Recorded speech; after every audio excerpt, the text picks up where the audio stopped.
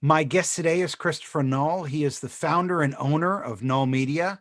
He's a 20-year veteran of the magazine and internet trade. He's worked at some of the biggest names in the web and in publishing, including Yahoo, Intuit, Ziff-Davis, Future Networks, McGraw-Hill, and CMP Media. Christopher, welcome to the B2B Lead Gen podcast. Thank you for having me. It's great to be here. So now, when we met years ago, you were in fact a journalist, and since then, you segued over more to content marketing. Yeah, I'd say I probably do about 70% of my time in content marketing and 30% in traditional reporting journalism. I do a lot of product reviews still for Wired and for IDG, but content marketing is bread and butter for sure. It's interesting. You know, when we met, there was no such thing as content marketing. No, and now, like everyone else, I've seen what's happened in the publishing world, and I've seen where the money is, and where people need my services. And obviously, you in many ways, you probably have a leg up on the competition because of your background as a journalist. And I guess that could help you and hurt you, right? Well, I've never been hindered by having a journalism background. I'd say it's been nothing but helpful. The names that you read off have opened a lot of doors for me and my technical and business expertise. I also have an MBA from University of Texas. So my background is really broad in technology and business, and it's done nothing but help me find clients. I've never received any kind of complaint that, oh, well, you used to be a journalist full time. Now, I don't think you could write a thought leadership piece for us. Sure. No, I'm just thinking not necessarily from a client perspective, but, as a journalist, you're sort of looking for truth. You're not necessarily starting out with a direction that you're going to head. You do the reporting and then you write the story and let the chips fall where they may. Whereas as a content marketer, you sort of have an end destination in mind before you start writing. Sure. Well, I guess I consider myself a writer foremost, and less a reporter. To me, I love doing the writing, whether it's starting from scratch in a story that I don't know where it's going to lead me, to having a brief from a client that's very well outlined and developed, and doing some research to fill in the gaps. There's a lot of range in content marketing if people know what they want and don't know what they want. I will get a brief from a client that's one paragraph long, and they want a 3,000 word paper out of it. They don't really have any idea what they want those other 2,900 words to be. They want somebody to go figure that out. And then I've had, a 2,000 word outline to turn into a 3,000 word story that's very, very detailed. And I like doing both of those pieces of work. So how do you find clients, and how do clients find you? All of my success is due to word of mouth completely. Null Media has a rudimentary website and social presence, but virtually all of my clients have come to me because I worked with them in the past at some other publication. A lot of journalists, as you know, have gone into content marketing in-house, and they need writers too, and they need writers that they trust, and I've gotten tons of work that way. And then they leave those companies and go to other companies, and they remember my work there, and it just kind of goes and goes and goes.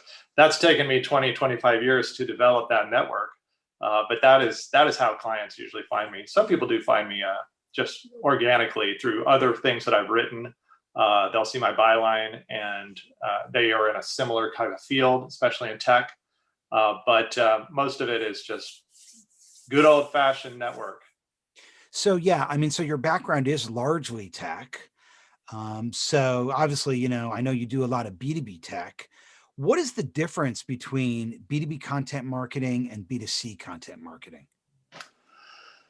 Well, the obvious, really, it's the audience and the level of technical detail that you have to write to.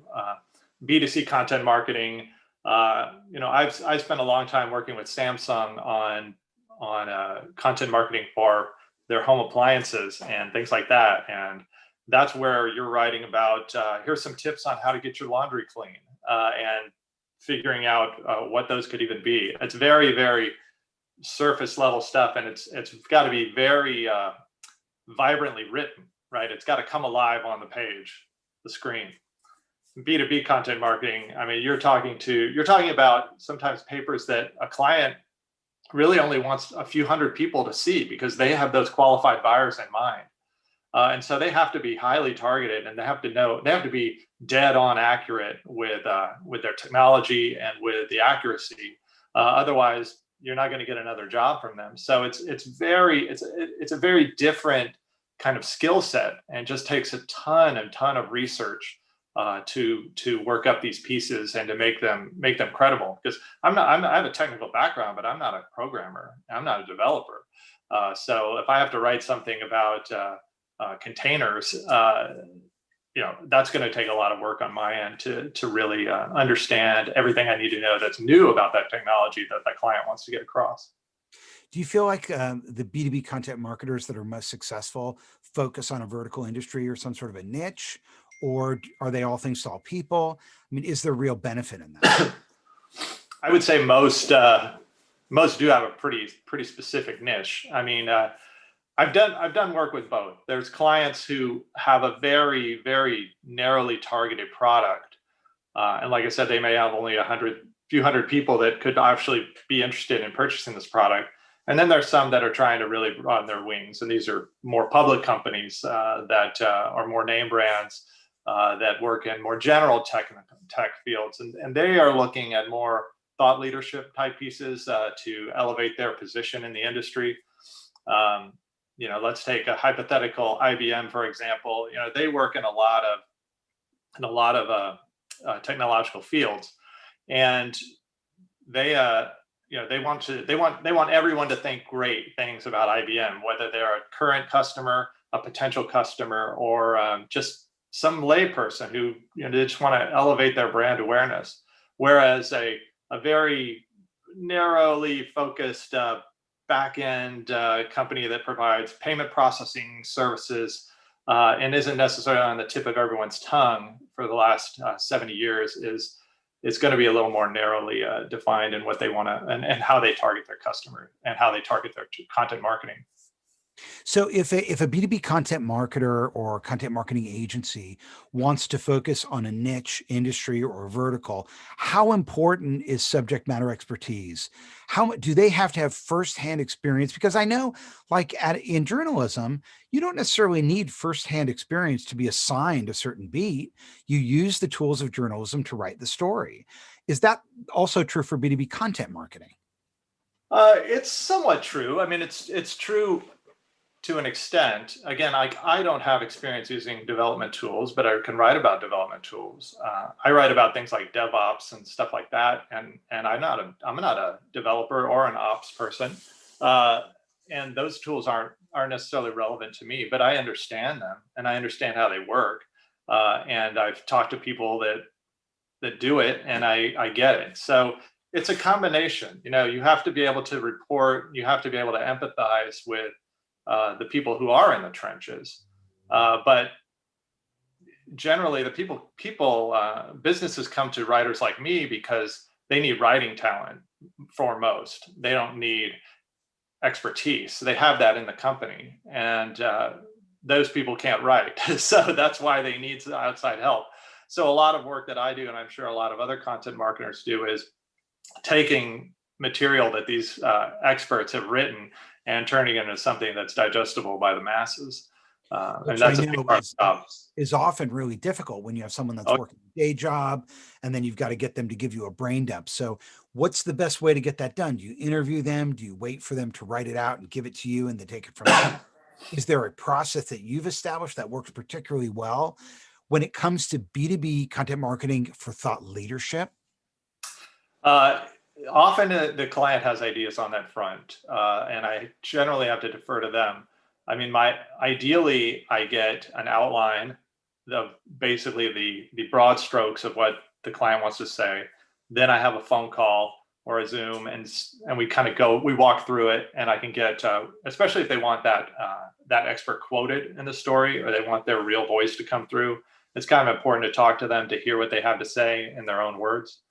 And then I take those two things and kind of coalesce that into the story. But there's a lot of times where the expert just isn't available. They're too busy.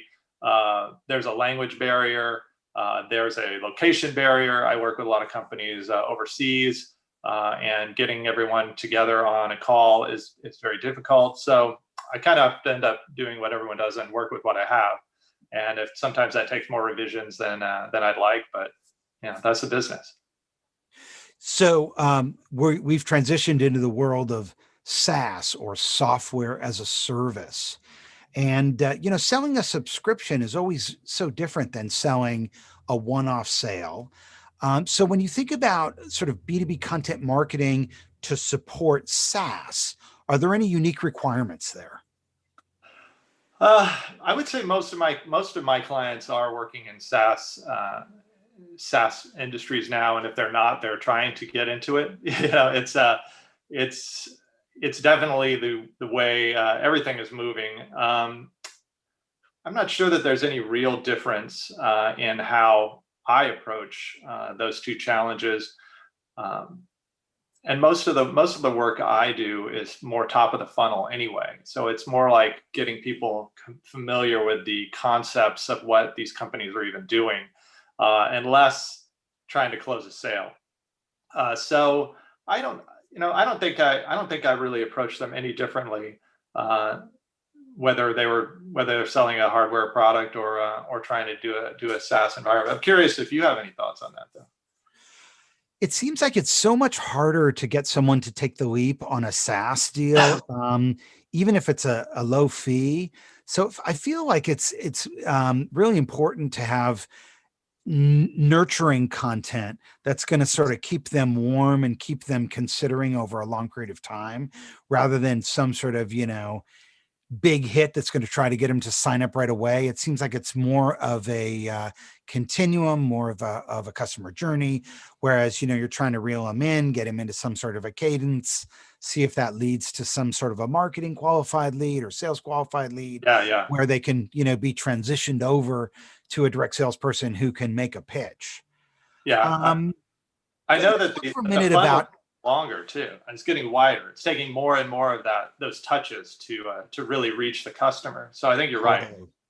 Yeah. Hey, in terms of like, if there's a beginner who's like maybe listening to this and they're thinking, B2B content marketing sounds really interesting. I'm a great writer. I love to write. I want to get into this business, but I need like a book. I need some education. Are there any books you would recommend that they read, or any sites you recommend they read to sort of introduce themselves to the craft of B2B content marketing? Yeah, I have to say, I've never read a book on content marketing, and it didn't really even occur to me that there were books on content marketing, but obviously there are.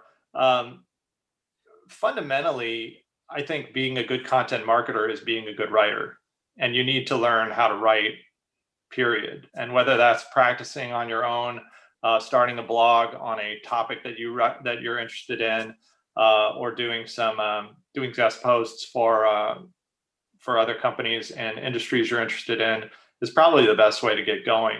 As you mentioned, and everyone in this field that I know, we came out of journalism, and that's how we got our experience. And we just learned from working with marketing people and PR people and all of that stuff over time, really what it takes to not just reach readers, but to reach customers. So I'm probably not the best person to give advice on how to get started in this field, because I kind of lucked into it like everybody else and slowly segued over. Um, but it's practice. It's all about writing, and it's all about understanding the topic that you want to write about. I've always felt, for me at least, because I got started in PR, um, for me, the way I learned to write was by reading. And typically, I would like to read good journalism. And so I would read, national print dailies as a way of sort of getting my feet wet of what good writing looks like. When you think about B2B content marketing, are there any specific writers where you're like, man, when he or she writes a book, I always read it. When they write something, I always read it because they are the gold standard. Boy, I am the gold standard right here. No, I don't. No, I don't. I don't. I mean, yeah, absolutely. I read a lot of other stuff, but so much of it is not even byline. It's not. It's anonymous. I couldn't tell you who is a great content marketing writer right now, because you don't know who writes most of this stuff. And that's the same problem for me. It's like, I'd say 60% of stuff I write doesn't have my name on it. It either has no name on it or it has an executive's name on it. And, so that makes referrals hard from that standpoint. But no, I'm bad at keeping up with the industry. I have to say, I read plenty, but it's more when the end of the day, it's like the last thing I want to do is sit down and read a book about marketing. I've been doing that, living, breathing at 8 hours, and I want to do something else with my brain. What do you like to read? That's the next question. I read fiction. I read a lot of kind of new fiction, and actually lately I've been reading some old stuff. I read Truman Capote's In Cold Blood recently, and I just actually started rereading Douglas Coupland's Microsurfs because which was about the Microsoft experience in the 90s, I think, and my daughter just started going to college at University of Washington, so we went up to Seattle to take her there a couple weeks ago, and yes, she is in college, out of state right now, and so yeah, I'm just kind of re-immersing myself into the Seattle scene, at least as it was 25 years ago. It's pretty funny. Talk to us a little bit about the role of keyword research in the B2B content marketing process for you. Does it matter? Is it important? At what stage does it matter? Are they provided to you? Do you introduce them? How do you think about keyword research and SEO as you write? Well, clients think it matters. They definitely have strong opinions about it. And if your client has a strong opinion about it, then you need to as well.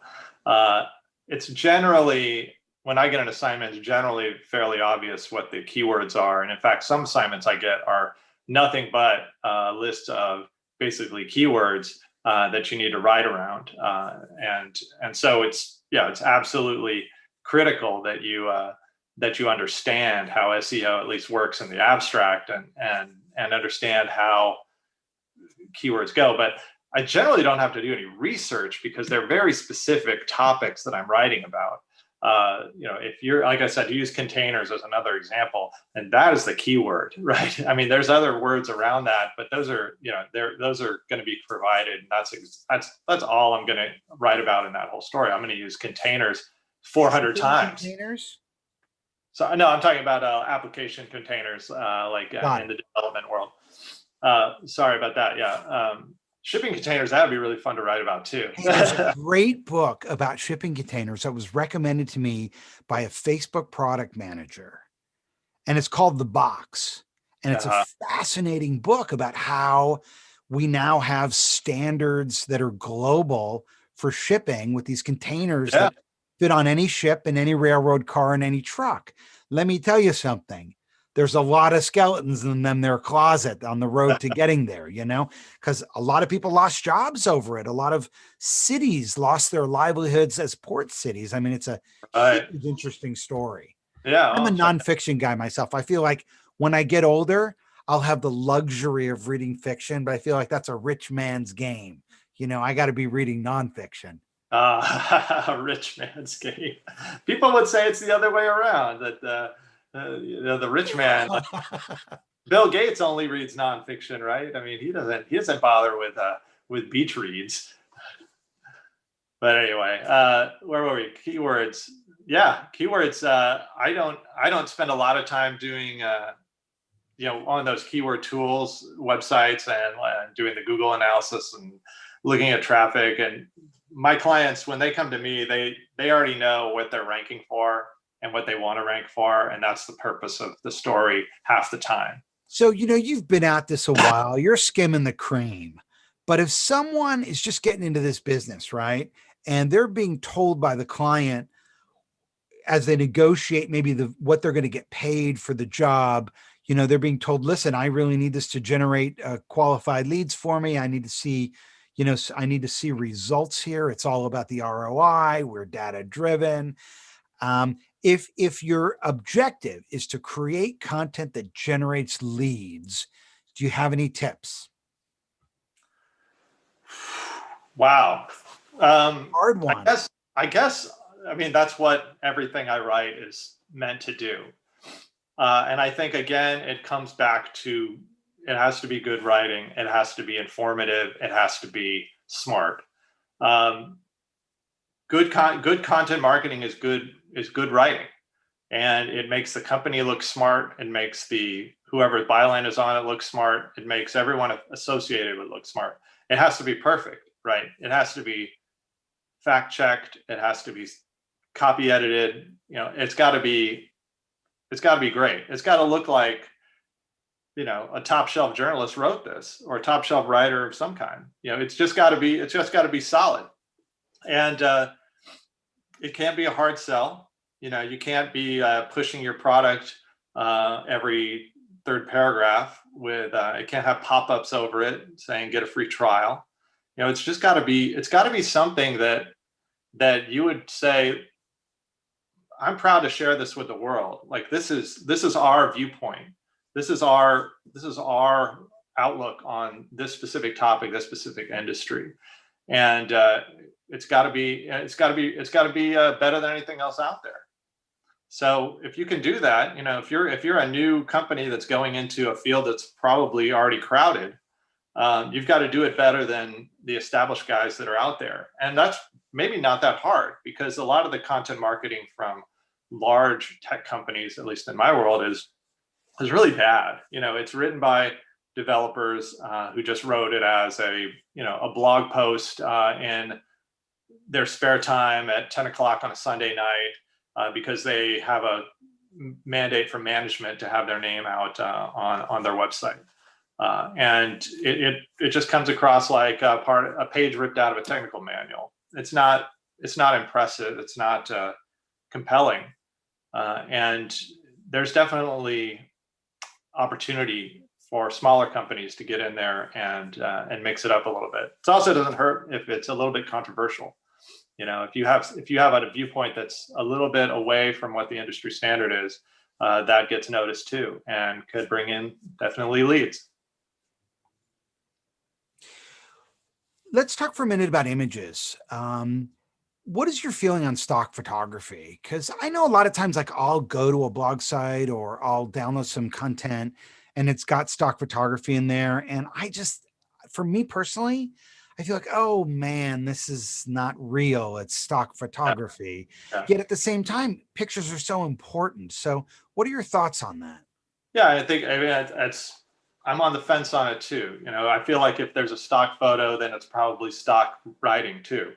Right? I mean, there's something that connotes cheapness and insincerity about it if it's stock photo, especially if it's the same stock photo I've seen over and over and over again.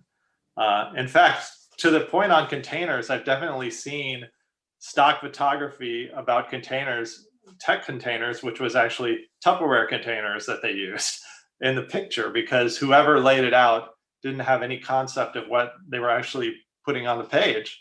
So it's, in that case, I feel like that's harmful to your brand. Like, actively, it makes your company look like you don't know what you're doing. So on the other hand, it's not really realistic for every company to go out and photograph a unique picture for every blog post they do, right? Or every piece of content they put out. So yeah, you get into this kind of catch-22 where it's hard to do it one way and it's silly to do it the other way. So I definitely work with a lot of clients who use stock. I don't usually get involved with layout and images, but my recommendation is always, if you are going to use stock, like, get a good stock photo that you haven't seen a lot. And you can easily search Google to see how frequently a stock photo has been used through a Google image search. So there's no need to use that same one of everyone huddled around the laptop smiling. It's just, it's like you gotta dig a little bit deeper on some of these sites. And if you have to pay a little bit, you should do that, because it's worth it. But I'm with you. I don't think stock photography is pulling in a lot of leads these days. But also, a big page of white text isn't going to do it either. I remember one back in the old days when I was in PR, there was this website called Buzzsaw. And Sure. Buzzsaw was a site where you could sort of look at the most despised buzzwords of the day, Yeah. end-to-end solution, robust, provider. Since we're sort of drilling down on likes and dislikes here, what are your most despised buzzwords these days? Well, right now, a lot of those are still around. Everything is the old stuff is still there. Paradigm shifts and holistic approach, a use case, all of that is still around. But what I really don't like, that I see like almost universally, is the abbreviation of words that are common in business, like spend instead of spending, or compute instead of computing, or cyber instead of cybersecurity. It's just kind of this laziness that you assume your reader is using that same kind of shorthand jargon, but it's not necessarily the case. And it just, I don't know, it just comes across as clubby, and not, it doesn't come across like something a real person would say. Like, yeah, it's like, honey, our spend is out of control this month. We've got to rein in the bills. It's kind of silly. And also, just like, now there's just way too many acronyms. Like, everything has an acronym, and it's overdone. Like, people need to spell out some words. I once, just recently, last week, I was doing some research on a company, on an organization that went by an acronym. It was like ABC organization. And nowhere on their website did they tell you what ABC stood for. It did stand for something, but they never explained it. So it's like, you gotta throw us a bone here. We don't necessarily know what all these terms are. Even it was a technology company a technology organization that I should have known what they did. Didn't make any sense. Nope. I lost you. Muted. I spoke to a PhD of physics from MIT. Guy's name is Joe Rahm, and he actually left the world of science for the world of communications, because he did all this research that showed him that people trust stories more than facts. And it's really the story that matters. We sort of decide based on the story emotionally, and then rationalize based on the facts. And he wrote a book about rhetoric and the importance of headlines, and how most people just read the headline. They don't even touch the body text. And really, most news today, people who read the news don't really read the news. They look at the headline and the photo, and that's the story. And so his takeaway is, the headline is just so important. So what are your thoughts on headlines, and how much time do you spend on them? And do you have any sort of a process for coming up with a good headline? Well, I agree. They are important. The headline, I mean, that was drilled into me from the first day of writing for the Daily Texan in 1991, when I started doing journalism. Yeah, your headline is the story. I'm guilty of that as well. I look at a headline. I tell my wife, "Oh, did you see such and such died today? So and such happened." Like, yeah. Oh, what happened? Oh, I don't know. I didn't read it. I just saw the headline. I was hoping you read it. You could tell me. So, again, I mean, headline is more art than science now, because it's not just about readers. It's about search engines, and there's a certain length that works, and too long is bad, and too short is bad. And, I mean, there are some or outfits that I work with where they want an exact headline and an exact number of characters in it. And that is difficult. But yeah, you have to use it's just like journalism 101. You have to use action words. You have to get across the story very succinctly. You've got to keep it small, 8 words max. I wish I had a formula for it. That'd be a good book to read. How to craft the perfect headline. But as you know, I mean, that is the subject of so much testing, A/B testing, and so many organizations are putting out, let's try it, this headline, that headline, and see which one works best. That's lifeblood of SEO. I mean, it is that is a down the rabbit hole situation. Did you see Social Dilemma? I haven't yet. I haven't. It's on my queue. What's the verdict? Well, I mean, it's very interesting because they got access to really high level staffers at a lot of the, major platforms, none of who are there anymore. But I mean, guys at Facebook and Twitter and Google who really were high up in terms of social by design and trying to create addictive technology. And, the most interesting thing about it was sort of the unintended consequence of contributing to political polarity by basically creating these bubble filters that show you more of the same to increase utilization. Yeah. And not really having thought through what that means for someone who's watching conspiracy theory videos. It's fine if you're watching cat videos. If you're watching conspiracy theory videos, you become a militia and you organize against the state. And the other thing that was really fascinating about it is like, often I sit around thinking, my gosh, I'm not going to say which side of the political spectrum I'm on, but I often will say, my gosh, how could the other side really think that? How could they really believe that? And there was sort of an explanation for that in the Social Dilemma, which went like this. Well, what we're doing is we're showing people what they want to see, what's around them. So they're not even seeing what you're seeing. They're just seeing what they're seeing. Yeah. So that's what contributes to these sort of different realities that create polarity, particularly political polarity. Yeah, there's an interesting feature about that in Wired in the latest issue in print about how YouTube had to develop filters because of conspiracy theory videos and flat Earth type stuff, and how their filters eventually they were recommending, well, you like this flat Earth video, so you'll love this one, and it's just this this tube, this spiral that you go down into, a feedback loop, and how they had to kind of develop a way to figure out what was a conspiracy video and what was not. I mean, fake news is a real thing, and that's it right there. New York Times has a new podcast called Rabbit Hole, and in one of the first episodes, they talk about what they call the bubble filter. And they're talking to a YouTube engineer who was let go.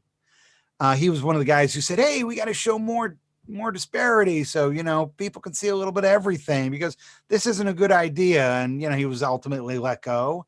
Right. And he's a French guy, and he sort of was talking about this whole, thing about how they were basically incentivized to increase watch time, whatever that meant, whatever the fallout may be. So it'll be interesting to see whether or not the Digital Millennium Copyright Act, which basically says, we're just a platform. We don't control what people say on it. You can't blame us. We're like the telephone. It'll be interesting to see if regulators agree with that at some point, because they are actually using an algorithm to control who sees what. They're not just a Xerox machine or a telephone, right? Or, a network.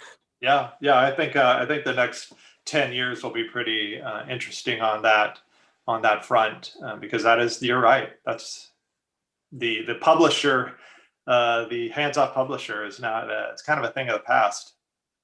We're talking to Christopher Null. He is a former journalist with Yahoo News and Ziff-Davis and several other outlets. He now specializes in B2B content marketing at his Null Media agency. And I want to ask you just a few parting questions here before we wrap this up. Do you have any favorite content marketing tools? Well, I use Yoast pretty regularly on stuff that I publish via WordPress. It's super helpful in just dealing with all the SEO stuff that I don't like to deal with behind the scenes, and making sure everything is nice and clean, tidies it up for you, and it's free, so that doesn't hurt. That's the main thing I rely on. And then I do, when I have to do keyword research, I'll use the Google's keyword tool to do that. And actually, the stuff that's built into WordPress now with Jetpack is really handy in showing you how things are performing. I run a website called Drink Hacker, which is wine and spirit reviews, and we've got nearly 8,000 pieces of content on there. And it's always really instructive to see what people are reading and what people they're searching for, and that's informed some pieces that I've actually written directly because I saw those searches, and now they're some of our most popular pages on the site. I'll throw out a few that I've been using to help with headlines. So there's a really cool site called Rhyme Zone. And if you're looking to do like alliteration or repetition or rhyme or something in a headline, there's this site called Rhyme Zone, and it's really sophisticated site.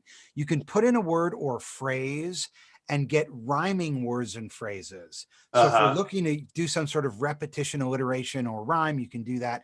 The other I've been using is one called Figures of Speech. And it sort of goes through various figures of speech, metaphor, analogy, different types of figures of speech, and also gives popular examples. And I find that that's really helpful too. And then I've been using another called Related Words, which helps me with word finding. And that's just been to kind of, spiff up my headlines. Yeah. Well, I live on the thesaurus.com too. I mean, it's always, how many times can you say the same enable? So you got to come up with some ways to spend that a little bit. I don't know if you get into the weeds on content management, but do you have a favorite content management system? Oh, yeah, absolutely. I mean, I run on my own websites on WordPress, and most of my clients have been on WordPress or on some version of WordPress. I love it. I do everything in WordPress that I can. Every now and then I run into a client who uses a Wix or Squarespace. Any thoughts on those? A lot of clients I work with have proprietary CMSs, and none of them are workable. I haven't used Wix, so I can't comment on that directly, but I do know that swearing up and down about how horrible your CMS is just as popular today as it was in the late 90s when CMSs were invented. And it's just one of those things that goes with the territory. Any other favorite plugins besides Yoast? Well, Cloudflare I think is essential. You need to have balancing on your site and smart caching.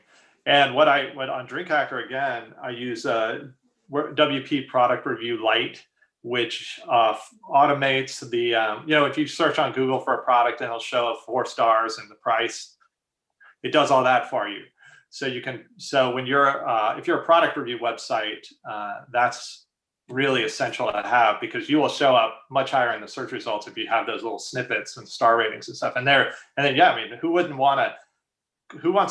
would definitely want to click on something that has some sparkly stars under it rather than nothing.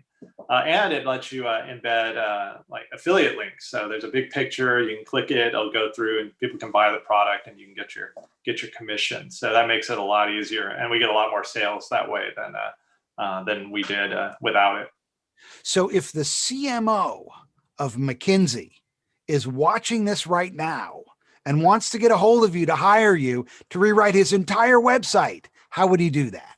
Or she? Very, very simple. null@nullmedia.com, or just go to nullmedia.com, or just Google my name. It will all come up. I'm available via LinkedIn or Twitter, Facebook, any of those methods. People tend to find me pretty easily. Christopher, thanks for taking the time to do this. It's great to connect with you. Eric, it's been too long. This was fun. Thanks for having me.